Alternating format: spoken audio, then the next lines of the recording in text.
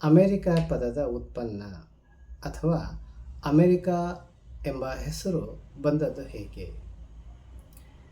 America ಭೂಭಾಗಕ್ಕೆ America ಅನ್ನುವಂತಹ ಹೆಸರು ಮೊದಲು ಬಳಕೆಯಾಗಿದ್ದು 1507 ಏಪ್ರಿಲ್ 25ರಂದು. ಅಮೆರಿಕಸ್ ಎಂಬ ಸ್ತ್ರೀಲಿಂಗ ರೂಪಾಂತರ ಪದವೇ ಈ ಅಮೇರಿಕ. ಅಮೆರಿಕಸ್ ಅಂತಂದರೆ ಬುದ್ಧಿವಂತ ಅಂತೇಳಿ ಅರ್ಥ ಇದೆ.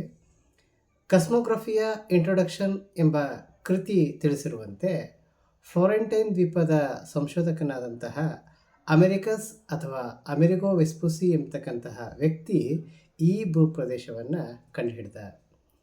ಅಮೆರಿಗೋ ವೆಸ್ಪುಸಿ ಹೆಸರಿನ ಲ್ಯಾಟಿನ್ ರೂಪಾಂತರವೇ ಅಮೆರಿಕಸ್ ವೆಸ್ಪುಸಿಯಸ್. 12 ವಲಯಗಳನ್ನು ಒಳಗೊಂಡಂತಹ ಅಮೆರಿಕಾದ ಸಣ್ಣ ನಕಾಶೆಯನ್ನು ಮುಂದೆ ಜರ್ಮನ್ ನಕ್ಷೆಗಾರನಾದಂತಹ ಮಾರ್ಟಿನ್ ವಾಲ್ಡ್ ಸಿ ಮುಲ್ಲರ್ ಎಂಬಾತ ಫ್ರಾನ್ಸಿನ ಸೈಂಟ್ ಡೆಸ್ ಒಗಾಸ್ನ ಬೃಹತ್ ಗೋಡೆಯ ಮೇಲೆ ಭೂಪಟವನ್ನು ರಚನೆ ಮಾಡಿದ. Thank you.